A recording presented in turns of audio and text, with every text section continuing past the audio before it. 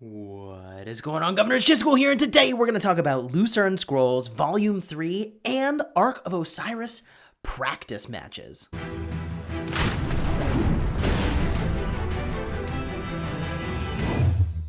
Hello, my friends, and welcome back. In this video, we'll talk about whether or not it's worth purchasing the Divine Inheritance to get the extra rewards for the Lucerne Scroll. We'll give you a quick peek at Ark of Osiris practice matches, which I think are an amazing addition into Rise of Kingdoms, and we're probably going to buy some level of Divine Inheritance in this video.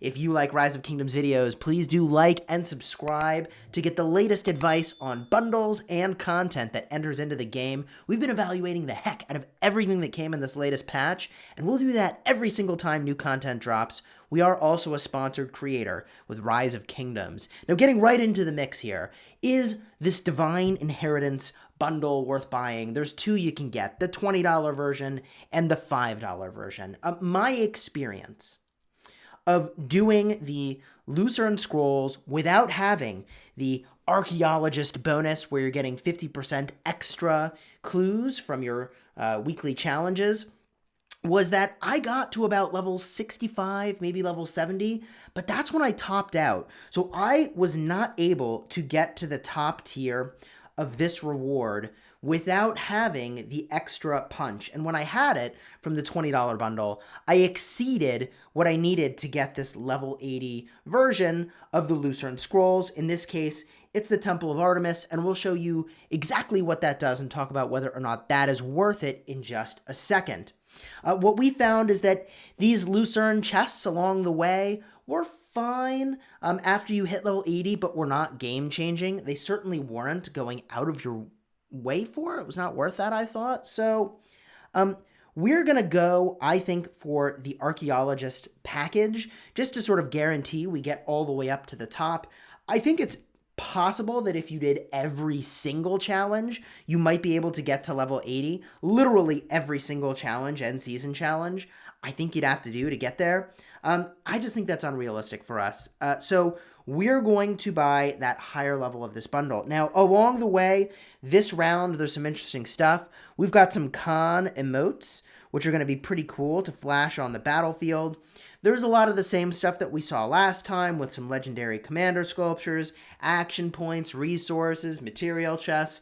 All those goodies are along the way. I think this probably remains unchanged from what they had last season, with the exception of this different city skin. Now, the Temple of Artemis, is this worth it? 5% cavalry defense gained, and you lose 5% infantry attack. I think this is fine, but not amazing. If you're focused on cavalry and archers, then sure, this is a pretty good pickup. I feel like with cavalry, I generally would rather have like some attack, and I feel like the two troop types I'm using the most right now are cavalry and infantry, not archers, and so I'd rather lose archer stats. But if you don't yet have a cavalry skin and you want one, then this is a slam dunk pickup. For $20, you'll get all the goodies along the way, assuming you're being diligent about completing those weekly challenges and seasonal challenges, and you'll get some extra to boot if you go with that higher tier of bundle. Now, I always feel like I need to mention when we're talking about spending in a mobile game that you really need to figure out, like, do you really have the disposable income above and beyond saving for retirement and all that sort of important life priority stuff? Look, I'm no financial advisor, but just make smart choices, people. We're going to go for this higher tier of the bundle, and I suppose that we can pick that up right now. We'll put our handy-dandy spend blocker up on the wall, blocking my email address, which, like, honestly, whatever, that's fine. All right, there we go. The $10 purchase is in. Take the spend blocker down. There it is. Boom. We've got all those prizes through level 17. We will claim all those now, including, wow, look at that. The Khan Jolly Laugh. That is kind of awesome. I might need to start using that. That's a pretty sweet emoji. Cool. I'll take all that. Good luck to you on your Lucerne Scroll journey. Let's get into the next piece of the patch we need to talk about, which is the Ark of Osiris practice match. Now, you can set up a practice match, which I think is pretty cool. You get to choose who is on Team A and who is on Team B. You can literally A team, B team, red team, blue team, your own Ark of Osiris, and get some practice. I think this is great for a number of really obvious reasons.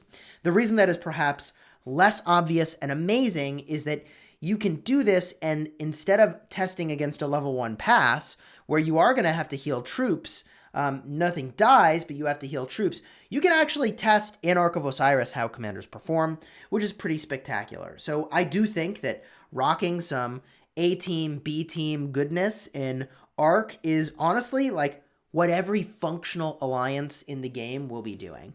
What do I mean by that?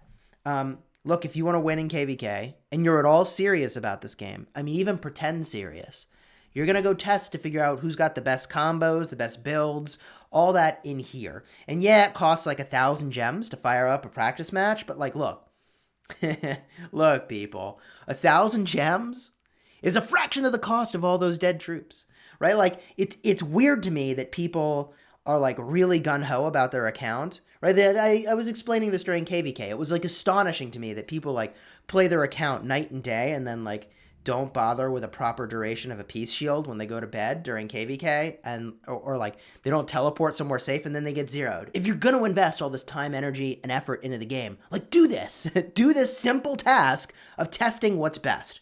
We're going to do a lot of testing to figure out how the new meta has unfolded, obviously, with, Khan getting, well, I guess it's not Khan. It's with Attila getting changed. I just wanted to yell Khan into the microphone, apparently. Star Trek, y'all. Star Trek. So you got to test. This is the thing. Everybody should be doing it. A couple other quality of life things that I didn't mention that were in the patch. If you go to the rankings, you now can look by individual power, I believe through the top 1,000. So we'll scroll down to like the top, I don't know, we'll go to maybe 300. The reason that that is super relevant, and this screen is also super laggy, holy geez, is that when you get down to the 200, 300 mark, you can see here's what is required for Imperium, and you can kind of compare to other kingdoms. So let's just prove it goes past 200. Even though it's way laggy, I see why they were constraining this before, if somehow loading all of that is causing an issue. We're going. We can get past 200 pretty soon here. And of course, it's not our internet connection. That is fast AF. Okay, cool. So we can go past 200. This is pretty important for calculating your Imperium math. One other thing we noticed is that when we wanted to share our city location, for instance, let's say I wanted to drop this into Kingdom Chat, I now have the option of typing in a message as well, which is a pretty sweet upgrade. This is a nice quality of life thing, which I'm pretty happy about. And one other quality of life thing that was in this patch is that the verification now has you tap on a series of images in a certain order.